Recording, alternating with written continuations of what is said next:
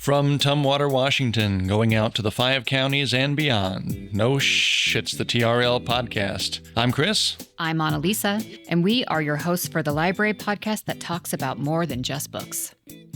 Hello, Annalisa. Hi, Chris. How are you feeling at the end of the year? I'm feeling pretty good. We made it through another one.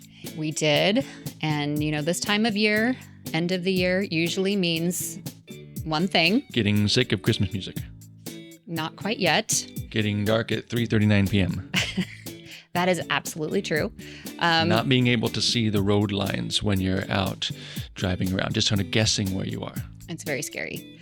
So one thing that's also true, in addition to all of those things that are absolutely accurate. Too many family dinners. Oh my gosh. Anyway, is, this is the time of year when we start seeing all of the best of the year lists get released. Yes. That's a positive aspect. Yes. It's all over the internet. It's kind of all over your feeds, the best of music for 2025, what you've listened to most, critics' choices for the best of things. And so we thought that it would be fun to do, you see these lists a lot as well, would be the best books of 2025. The TRL, best books of 2025. In our opinion. Because as you aptly pointed out, we don't actually talk about books that much on this podcast. Yeah, that's right. We do say it in our intro that we are the podcast that talks about more than just books. But I don't think we've ever had an episode where we talk about books, specific books, at all in much length. But we're doing that today. Yes. And so, who have we invited on to talk about this today? Well, unless it's a cookbook, you don't want to get my recommendations. So we've invited two of the experts in book talking from the Olympia and West Olympia Timberland Library, Zach and Betsy. Welcome to the podcast, and thank you for doing this for me. Welcome. Thank you so much. We're so happy to be here. Super stoked to be here. Thank you. Yeah, wonderful. And we picked the two of them to do this best books 2025 because that is also the title of a program that you do every year at the beginning of the year, looking back on the best books of the prior year. So tell us a little bit about that program, how you choose the books for it, some of the history behind best books of whatever the year was. We've been doing this program. It's always best books of whatever the year is. Mm-hmm. And so every year we sort of do a roundup of what is commonly known as best books, but also try to sneak in some titles that maybe have passed you by that are great for you to maybe take a gander at, and that aren't just the longest holds list. Something that you might not have considered otherwise. Something you may not have considered, exactly. Yep. We try to have a mix of what we call heavy hitters, which are the big ones that you'll find on almost every published list that gets put out there, as well as some lesser known ones. And we try to give credence to the first half of the year because sometimes those books get forgotten about. And we try to look at some of the smaller presses and offer some books that people can get immediately while they wait on hold for the big ones. Yeah. Because as you might talk about, the most checked out books in TRL this year were books that came out at the end of last year. So we like to, part of this program is people can kind of get books now while they wait on hold for the big books coming out in early 2026. It's kind of how we like to think about it. Because in a way, creating a list of best of is an interesting endeavor. Yeah. Because who can say what the best is? There's a certain amount of subjectivity to Well, that's that. why everybody does it right. So Right. it's like you go for the best of list for Right. whoever you trust the most. Exactly. So it might be your local librarian.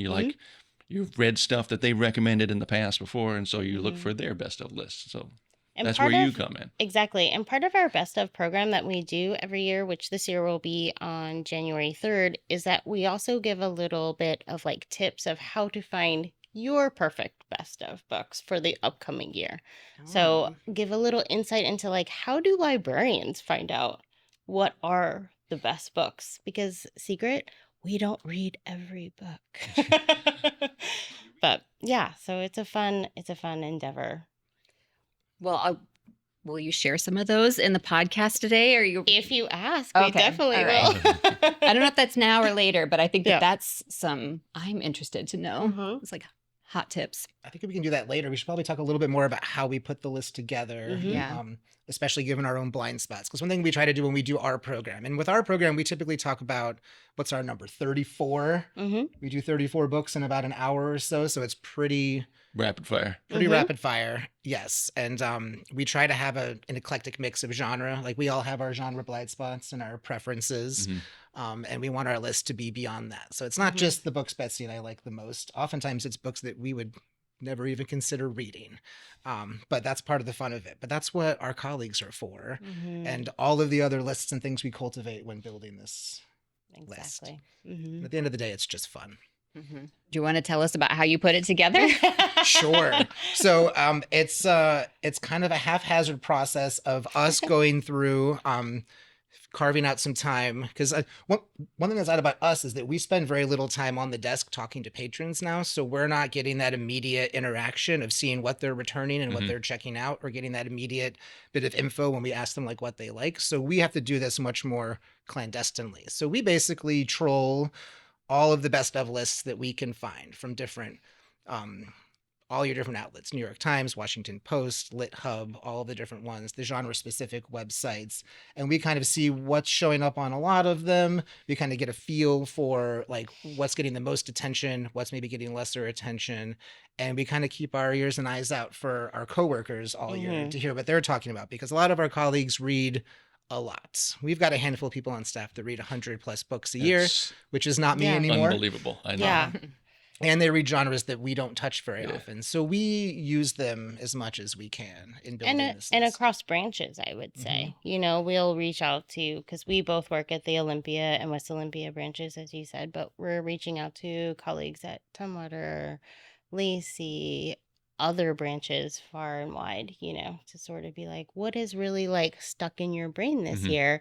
And specifically, we're looking at books that were published in 2025, you know, to really sort of create a really holistic list that is sort of touching a little bit on all different genres, perspectives, to kind of create a whole list that would maybe surprise you. And this is your focus mostly on adult fiction, Yes, nonfiction. that's a great point. And in preparing for this episode, we thought we would mention some titles that are picture books or for younger readers, some teen recommendations. And we asked staff throughout the district for those recommendations, and people come up with that stuff so fast. I know. Like they all have their favorites and they're just immediately ready to share. So we'll mention a few of those today because you are going to be more adult focused, but it's people have so many different like takes on what like a best of list would be. Yeah. So if you don't like, you know, if you're listening to this and you don't like any of the things that you guys talk about today, just ask your local librarian. They'll have recommendations of their own. So Yeah. One of your greatest resources available to you are the people working in your library. Yeah. They really are like, they're the ones touching the books, reading the books, looking at them every day. And they're going to know. And they're the ones hearing from patrons, this really, my kids love this. And then when we hear that, we're going to read that. And we're going to double check on that and be like, oh yeah, this is, and the more we hear it. This is worth the hype. Yeah, exactly. And then there are some things like we always that maybe aren't getting the hype, and we want to make sure they get a little bit more hype. And one of the skills that we try to cultivate as library workers is reader's advisory, which maybe not everybody takes advantage of as much. Like each staff person has their favorites. Like you might get lucky if you're a fantasy or a sci-fi fan, you might find that staff person that reads that genre exclusively, and they're a great resource to talk to. And boy, would that staff person love for you to come talk to them and ask them about books. But it's also a big part of our job to be familiar with other genres that maybe we aren't intimately Absolutely. fans of, and be able to kind of listen to what you're saying about a book, why you like it, and then be able to kind of match you with other books that are similar that you might not know about or might not have been inspired to read yet. So you should take advantage of us even if we don't read your genre. Yeah. It's one of our magic powers. Well, and I feel like I should mention then that you can do that on our website Yes. at TRL.org. You can do absolutely. personalized picks, and that's real library staff helping you, where you list, what's something that you've read recently that you've enjoyed, and you will get a list of books that we think that you'll like. So that's we've been highlighting that a little bit more lately, and people have been really enjoying it because it's such an people are really taking advantage underutilized of that. resource. It's incredible. Yeah. Like to have that real life recommendation happen. Yeah.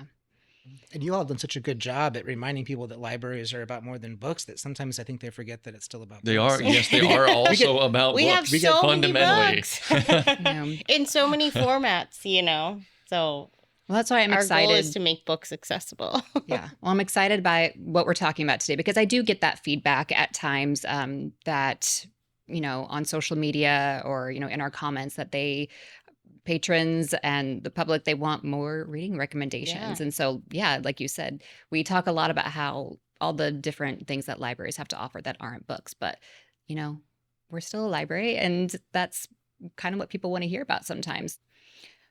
Well, I think we should dive into your, I feel like we've been teasing it this whole time. I think we should dive into Should we talk about books? your picks of 2025. Okay.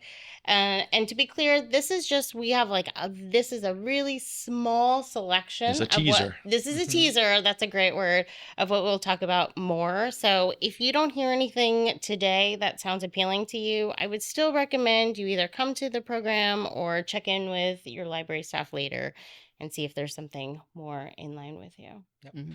All right, how do you want to do this? You want to alternate back and forth? You want to start with Do you wanna fiction or nonfiction, or it's kind of up to you? Do you want me to start with a Go for big it. old? I'll start with a big old fiction book. That's kind of an interesting one because it's actually a fiction genre that a lot of people don't think they like, which is horror. But I think that this might be an entryway to a lot of people into that genre. It's called Buffalo Hunter Hunter by Stephen Graham Jones, who there's no doubt this is one of the most renowned authors in current horror. I mean, a lot of reviewers and culture critics are really calling him the modern master, and that this particular title is his masterpiece. So this is something not to be missed. And I think the thing that's really interesting about this title is that it really is a historical novel. So that kind of creates an entry point into horror if that feels a little scary to you in multiple ways. So really, the story is going to center on a current day professor that discovers a 1913 diary written by a Lutheran pastor, transcribing the story of a man from the Blackfoot Nation who says he's a vampire. And by this professor who is currently searching for tenure, so she's got some Motivation. skin in the game, right? Yeah. She discovers this diary, and by looking through this and hearing the story of the pastor and the character, the Blackfoot resident who is named Goodstab. I mean, that's incredible character name. We've got 3 narratives happening at the same time: the professor, the pastor, and Goodstab. And as this all unravels, we're sort of getting the whole story here. And so it is essentially, as it intertwines these 3 narratives, it's a tale of revenge, generational atrocities, but it has an ability to kind of hook you in a way that doesn't feel too hard to take on. And I think it's just masterful in its craft. So this is going to appeal to, as I said, horror fans with a vampire element, but also readers who are really into kind of richly developed family historical fiction. So Say the name of it one more time. yeah, Buffalo Hunter Hunter. And Stephen Graham Jones, like I said, he's been publishing for almost 20 years now. Yeah, it's I been would fun say. it's been fun to kind of watch him blow up in the Mhm. last 5 years because he's been writing for a long time, Mhm. mostly with like a small legion of fans, but not much national attention. And then about 4 or 5 years ago, I think with the book before, Only the Good Indians, and then that one kind of really launched That him. one really 'Cause launched I him. remember back when we first came out of lockdown and did our first Listen Here program, we did some Stephen Graham Jones stories, and just on a lark, I just messaged him on social media, and he just very excitedly got back to me, and we had a little chat. And now he's way too big to He indulge was in Rush such with things. fame. Yeah, and he's, based in Colorado, Mhm. in Denver, and he's one of the premier, I think, Indigenous authors of our age right now. So getting onto his wavelength is a really good idea right now. It's fascinating work Yeah. and super readable. Wonderful. Your turn. My turn. Oh, fantastic. Well, I'm going to skip the one I was going to do first, and we'll just stick with the Indigenous author theme and talk about this book. I don't know if you can see that on the camera, but We Survived the Night by Julian Brave Noisecat, which is a nonfiction work. This book is part memoir, part history, and it's deeply rooted in the story of his father, Ed, who, as a newborn at one of Canada's missionary boarding schools, was tossed out in the garbage and just by luck was discovered by a janitor who pulled him out.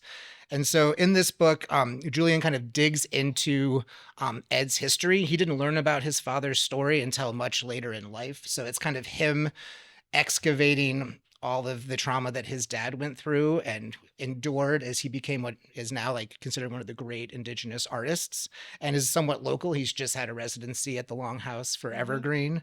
And so he digs into that. As well as using coyote tales to kind of explore his native culture and reconcile the conflict between good and evil. Julian's also the co-director of the 2024 documentary Sugarcane, which was nominated for an Academy Award, which tells some part of that story about his father as well and the boarding schools up in Canada.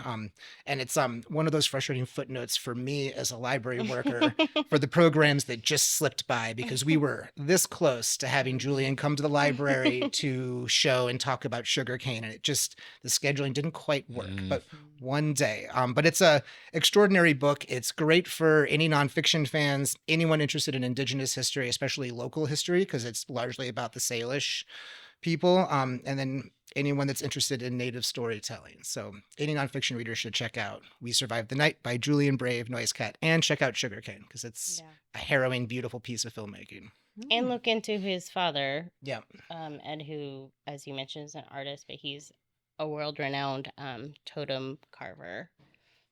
Yeah, I'm not sure I'm supposed to say this, but when I was working on putting that program together, I got to go into the Longhouse and see this giant carving that Ed was working on and like halfway through progress. And it was one of the most extraordinary things I've ever seen. That was a highlight of our library career, for sure. Wow. Sometimes you get lucky in this business. He was incredible. So Wonderful. we both really recommend this book. Love it. Thank you. Okay. I will say Zach and I both tend towards the dark. But we will try. We have some other sort of lighter Are we ones continuing coming that theme up. now? A little bit, I'm going to say. We're not going to pivot just yet. Not just yet, but I think a format that is often, if you love it, you love it. And if you haven't gone into it, you haven't, is short stories. And this is a very particular form of writing that, there are masters of.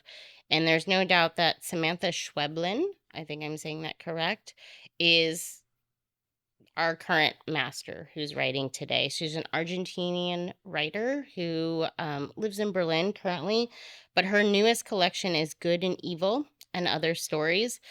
And, she has been nominated for a National Book Award. Or she won the National Book Award for translated short stories. She's a 3 times Booker Prize finalist. Her bona fides as a master are undeniable. And this new collection is, I think, one of her best. Her writing, it's hard to talk about short stories because I think every story would give something away. You don't want to talk about the details of it, but I think her tone is something that's really important to talk about. She never shies away from capturing the haunted, uncanny, and sometimes even monstrous nature of daily life. So this is a bit heavy in nature, but there's always a bit of hope at the end of her stories. there's, and I think that hope comes from her ability to write about the absurdist nature of life. So if that appeals to you, this is going to be really for people who are into like philosophical fiction, cerebral horror. So it's not like blood and guts type horror. It's more about like in the mind. Good. I'm So glad to hear that. yeah. Yeah. So this is really gonna, and I think something that distinguishes her from other writers working in that genre is she's always pushing the reader a little bit to find the line between reality and the otherworldly. So while you're reading these short stories, you're always like, is this really happening or not? You know? So if that appeals to you, that kind of like existential crisis moment, which we all have them. We all need that, Sure. like, Yeah. Not every in day our or life. anything. But I think this is one that is really not to be missed because the craft is at such a high level that I think it floats above the majority of these What books. was it again? Yeah, mention the title. Good, yes, of course. Good and Evil and Other Short Stories by Samantha Schwab. I am really intrigued by that. I like a short knew story. I put this in here I'm because like, I knew you would. I was like, this is a I have Tarzan the pick. attention span of like a mouse, and a short story really appeals to me. And her this short sort of story like, collections are always like this big. yeah. So I the like short it. stories are like within like, that 5 to 10 to 13 page, and it's so precise. It just cuts through immediately, but each one you're in it completely, and then you got to take a deep breath and then start the next I one. love some blurring of reality, Mhm. a little magical realism in there. Like, so, well, I'll be putting that on my list. Okay, good. All right, well, here's one that's not for your list Okay, because great. it's a big fat They book. can't all be. That has no magical realism that I know of, but it's one of the literary fiction standouts of the year. Mhm. I guess you would call this a heavy hitter. The Slip by Lucas Schaefer. Mhm. This is a debut novelist. He's been working on this book for over a decade, and it's been kind of a surprise hit. Made a bunch of lists, but had to include it because it's quite a special book. So basically, what it is it's set in Austin, Texas in 1998 and follows 16-year-old Nathaniel Rothstein, who is sent to live with his uncle because things aren't quite going well for him. And as a way to try to get him involved in something, he ends up working out at a local boxing gym with under the tutelage of a Haitian ex-fighter named David DeLeese. And so through doing this, Nathaniel starts to kind of come into his own. And just as he's starting to get his feet on the ground, he vanishes. And nobody knows what became of him. And then on the other side of the city, we meet a character named Charles Rex, who is going through a transformation of his own. And in a search for intimacy and acceptance, he finds himself undertaking an unexpected romance. And so what follows in this book, which is a big epic tale, we see how these two characters' lives intersect, as well as several others. It turns into an investigative story as Nathaniel's uncle takes on the hunt of trying to track him down. And we get to find out what became of them and hopefully what became of poor Nathaniel. And this is, any literary fiction reader should seek out The Slip. It's one of the premier books of the year, especially if you're a fiction reader that really likes nuanced, deep character stories and stories that evoke a very specific setting, because the way that Schaefer, the author, kind of describes and builds out the community around this boxing gym is really fascinating. And so even if boxing is not something you're inherently interested in, the specificity of it makes it feel like a larger thing. And it's a really special book in terms of character and setting. So The Slip, Lucas Schaefer, special book of the year. Also, sports fiction. Mhm. We're always into it. Trying. There's so much to learn about humanity through sports fiction, I think. Okay, I'm going to go genre next.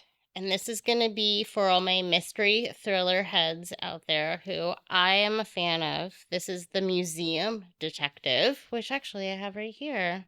And I'm currently reading by Maha Khan Phillips. So if you are on the holds list, the very long holds list for Richard Osman or Dan Brown, new books, I humbly submit this title to tide you over. This is a debut novel from this author, which is going to start a series.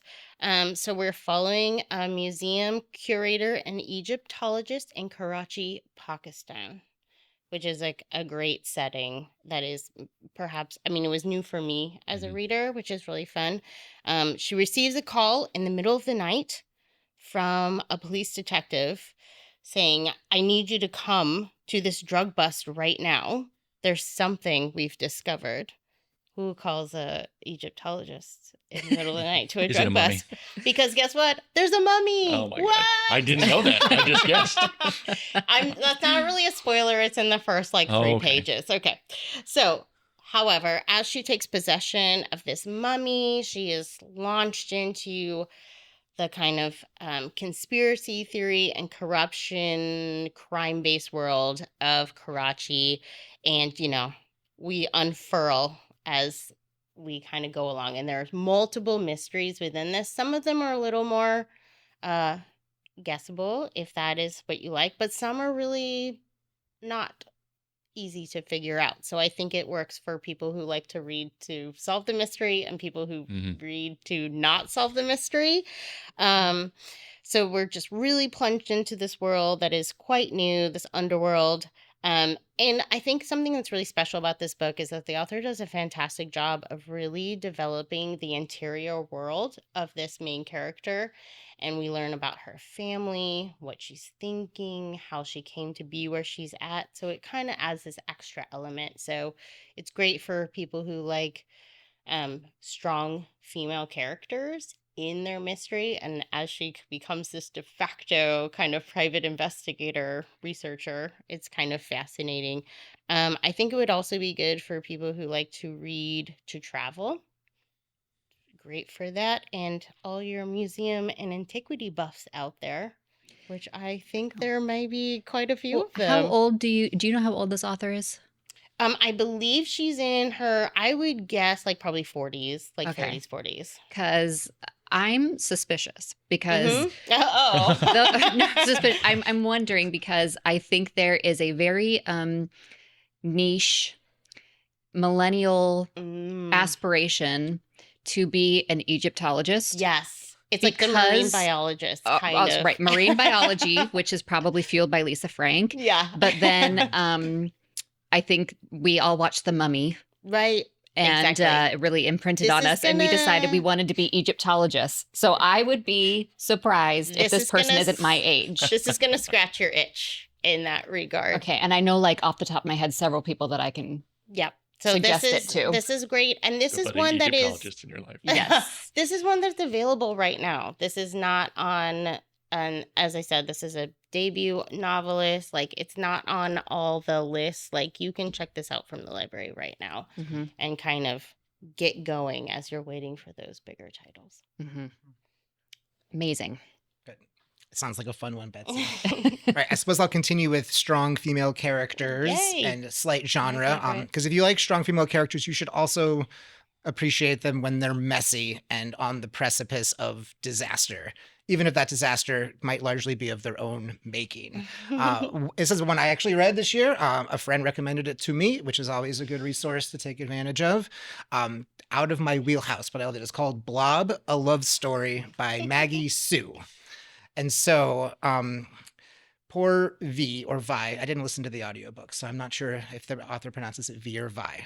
But she is a young woman, late 20s, who's perhaps not performing in life the way that she's expected to. She's Taiwanese American. Her brother is a superstar doing everything he's supposed to do. And she is working odd hours at a hotel and reeling from the end of a long relationship that probably really needed to end, but she was definitely not ready for it to end. And she has a predilection for alcohol, and she goes out drinking one night and finds herself in the back alley of the bar on her hands and knees, vomiting next to a dumpster. And when she opens her eyes again, she sees this odd looking blob. It's not what came out of her. It just happens to be there. And it seems to be moving a little bit. And she's not quite sure I've not if heard she's this yet. seen what she's seen or if she's just had a rough night. Not the direction I thought this was going. This is great. So Yeah, this is she fun. picks herself up and takes herself home and passes out and then goes to work, but then keeps thinking about this blob and decides to go back to this alley and see if it's still there. And lo and behold, it is. And so what does she do? She scoops it up and she takes it home with her. And she sets it on the couch and watches TV with it. And slowly but surely, the blob starts to change as she talks to it and teaches it things. And it starts to kind of watch TV itself. And slowly it morphs into something humanish. And more, she begins to fashion it into perhaps a better version of the boyfriend that left her. Oh, goodness. And as it becomes more man-like, things get interesting. I love this. What did you This say is- the genre was of this book? I don't know what you would say the I genre would was. say she's literary maybe- fiction. I That like- feels this is very strongly- intriguing. I would say weird fiction. Yeah, literary. Yeah? I guess you'd call it just spec fic because Yeah. it's hard to say whether it's sci-fi or fantasy. But Okay. Not yes. romance. there's a little romance, although I mean, It's he's a love implying that there's some story. romance. although Isn't the subtitle a love story? it is a love story, A love but story I would not. can mean different things, Yes, I think. if you're- I would not call it a romance because romance purists would Mhm. say that a romance has to have a happy ending. very. And I'm not going to say that this is a happy or sad spoiler. ending for Vi, but I'm not sure that the romance itself is a happy ending. And that's not a spoiler. You know This that is very intriguing. But it gets Yeah. weird and it's a Yeah. lot of fun. And Vi's a fascinating character because she is a real piece of work. And one of the pleasures as a reader is being drawn to her and sympathizing with the things that are happening to her while also having to reconcile the fact that she's creating a lot of these problems, even though a lot of them are, influenced by her upbringing and the people she's surrounded herself with. But it's a lot of fun. It's very funny. It's a little mean. And Blob, a love story. Maggie Sue. Love sort it. of reminds me of Mrs. Caliban, A little bit like Mrs. Caliban, a classic. Rachel Ingalls classic Mhm. book. Yep. Yep. Okay, great. I guess I'm gonna dive right in. I mean, it's hard to follow up Blob, a love story. Yeah, I'm going to be thinking about. Should have I'm like, ended with the blob. Oh no, where do I go from here? Okay, I'm gonna go straight into Woodworking by Emily St. James. Emily St. James, which I should note, this book is available to check out right now in a couple different formats, but was also longlisted for the Center of Fiction First Novel, was featured on a million anticipated and best of books, like including Chicago Public Library put it on their best of, LA Times had it on their most anticipated. Like, this is a great literary fiction, like slightly underground, but it's lauded. Like, this is one you should read. It's a and oh, I should mention Emily St. James has long been one of my favorite culture critics, and also a writer on Yellow Jackets, which I know is Oh. quite a popular TV show. But one of my favorite movie reviewers, just one of those people when they show up on the podcast I listen to, I'm always very happy. So this is a coming of age novel about intergenerational friendships, which I think there should be more of. And it's not a topic that I think is really explored enough. You can just sink into this. It's got complicated, lovable characters tackling prejudice, but it's also got plenty of heart and humor. What more do you want? What more could you What, want? what more could you want? So essentially, the story follows a recently divorced 35-year-old woman who is trans but has not told anyone yet. She also lives in a small South Dakota town, and she strikes up an unlikely and potentially misconstrued friendship with a young woman who is openly trans within that insular conservative community. A bunch of other characters in the town are really fleshed out and become very real as the drama unfolds.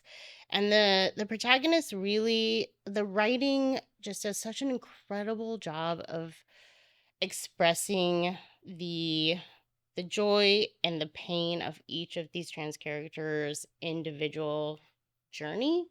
And it is just incredibly accessible, relatable, and I just think it's one of those great, like, you just sink into these characters. This is a high character and sense of place, like setting is really high in this. So readers who read for those, for character and setting, are really going to just sink into it. It's like kind of just cozy and juicy, but fun, but also kind of challenges a little bit. There's a little bit of what am I really reading right here? But nothing really bad happens, so you can feel safe in it.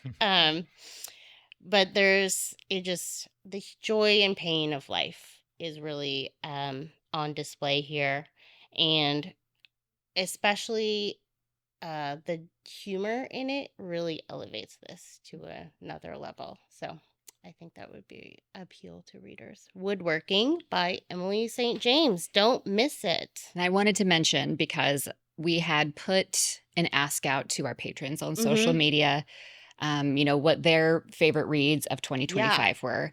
And so you just, by listing that one, reminded me that someone did, I'll say their handle is at Mrs. Thrift. Oh, yes. Frequent flyer and friend of the library.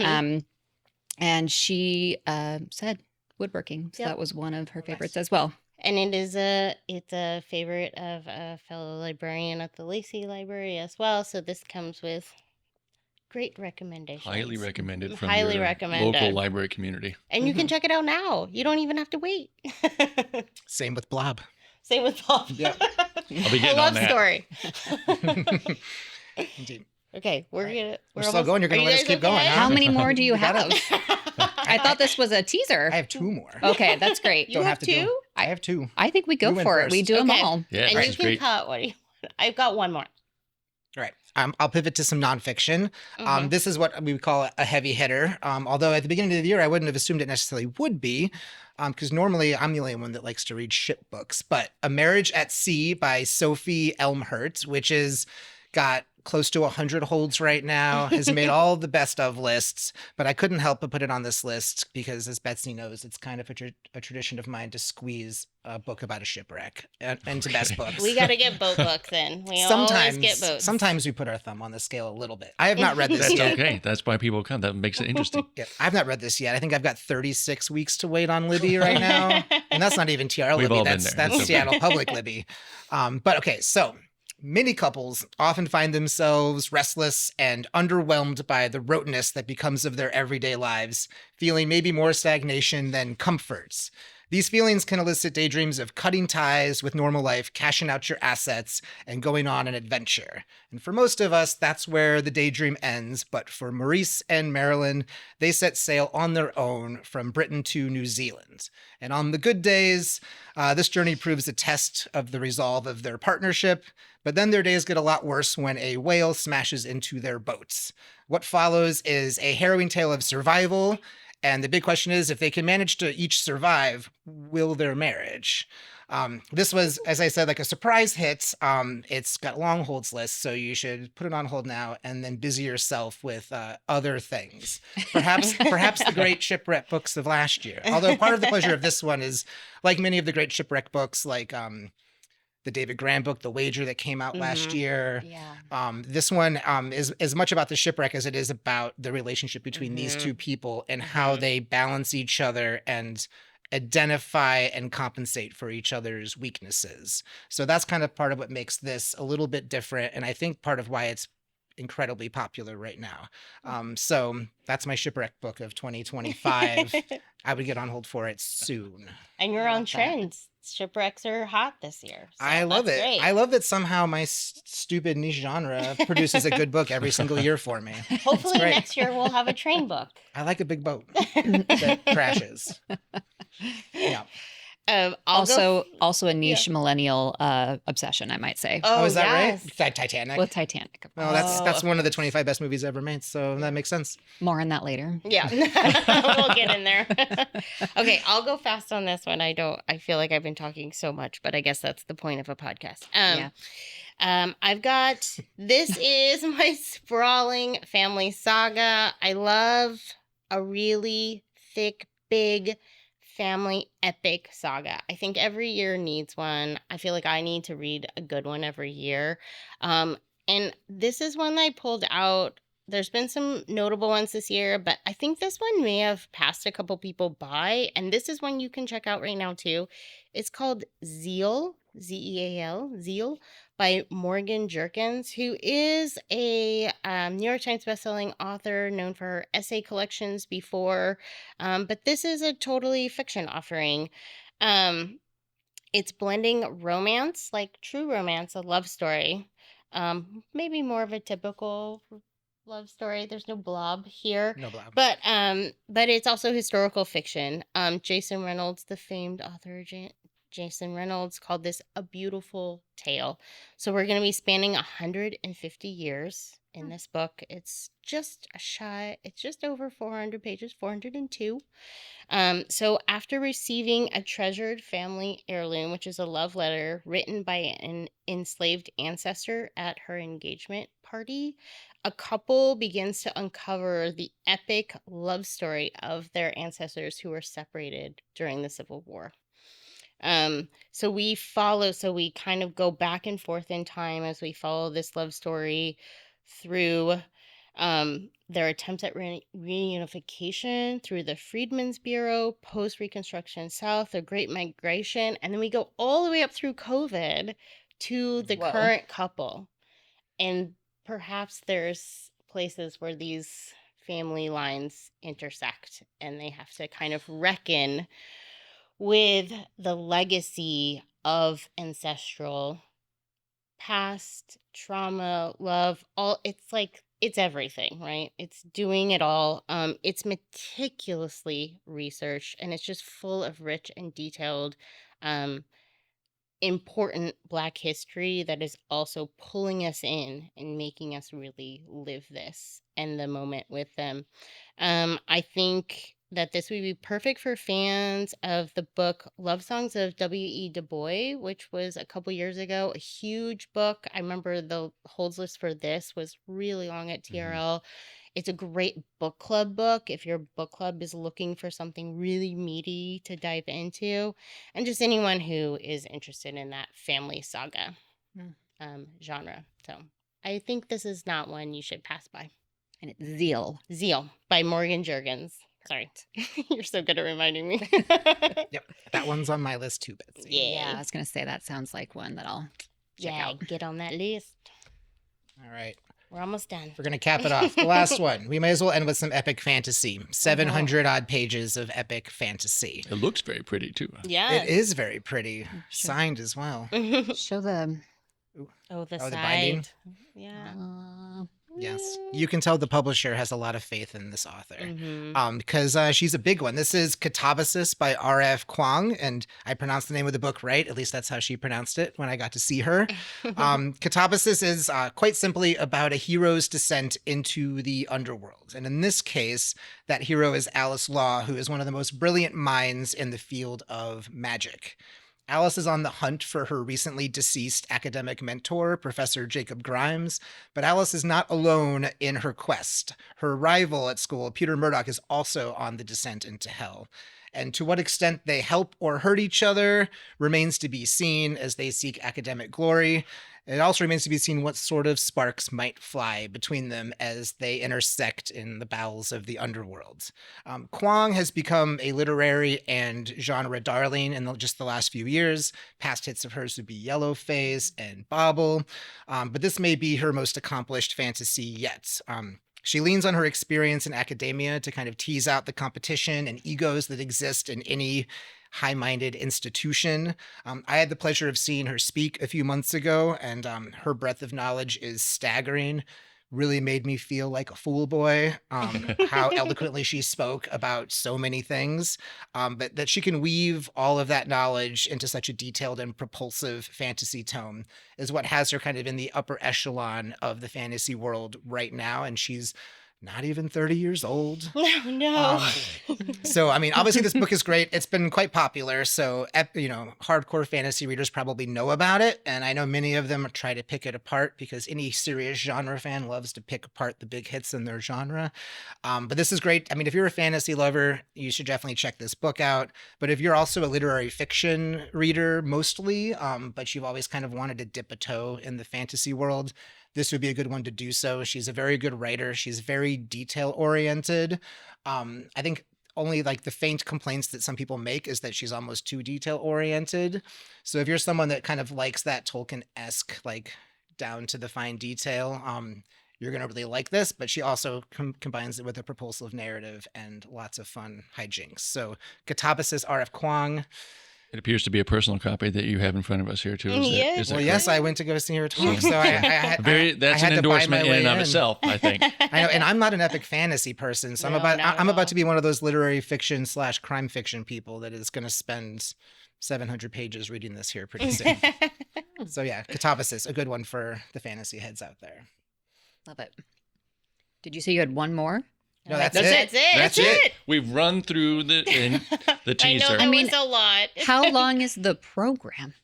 Well, so we managed to somehow do it in about Oh, no. 60 to 75 minutes. Wow. With another like 30 minutes or so for people that show up to kind of share some of their favorites of the year. Right. And then we collect all of those titles and share them out to everybody. How and, many eat books snacks. total do you do? Around 34. 34. 34. Okay, that's- Yeah, PowerPoint and everything. I know. I've seen Yeah, it. So you it's- click it's through the pro. slides. And because we only did kind of adult Mhm. titles Yeah, today, we made definitely. sure to ask our other very qualified Yes. staff for their Their picks recommendations, yeah. for children's books best of Mhm. 2025 this year. And so we are going to make those into book lists and we will include them on our website as well. We'll try to link all of this in our show notes because, oh boy, we have recommendations. We have lists upon lists upon lists So for many all lists. genres, all ages. And we definitely want to share it with all of you. As you can tell, once you get library people talking about books, we will keep Keep talking. Yes. And I'm like, I could go on forever about kids' books too, but you know, just keep asking your library friends about books if you're trying to find something. We have a lot. We I covered a know. lot. Sorry, guys. No, this was is great. was We wonderful. could have kept going. This was wonderful. Have we mentioned the date of the Best Books program, the Oh, full Yes. I think program we did itself? at the beginning. January 3rd. January Mhm. 3rd. Yep. Okay. Go to trl.org/events. That's right. And this one's held at Olympia. And it sounds like after the program, you share all of these books on our website as well, Yes. your list of books. Again, So lists on lists on lists. Lists and lists. we got you but covered. we're We ready. have your recommendations. Mhm. Everybody loves lists. And you mentioned before that this is the earliest we've ever done our program. And that's because the culture keeps demanding that these lists get put out earlier and earlier. So we figured we couldn't wait until February. Well, and you get FOMO, I think. Other people start putting them out and you're like, well, I should do my I'm gonna do list. mine. We have lists too.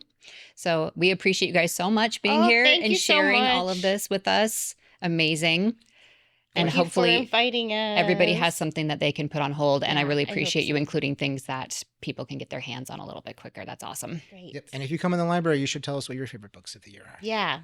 Love And that is actually always part of Best Books at the end is we take anyone who attends gets to also then share with the whole group what their best books were of the year. We make a list out of those. So We hope you put that in the comments. Tell us what your favorite reads of 2025 were. We'd love to hear it. All right. Thank you both. Thank you. Thanks, guys. That was fun. Thank you for joining us on today's episode. Don't forget to follow or subscribe on your preferred podcast platform. Your feedback helps us improve and reach more listeners. You can find us on Facebook, Instagram, and TikTok at Timberland Library. If you have any questions or comments, you can email us at trlpodcast@trl.org. Original music is by our very own librarian and talented musician, Stefan, at the Yelm Branch. Until next time, stay curious, stay inspired, and keep the conversation going. Thank you for being a part of the TRL community.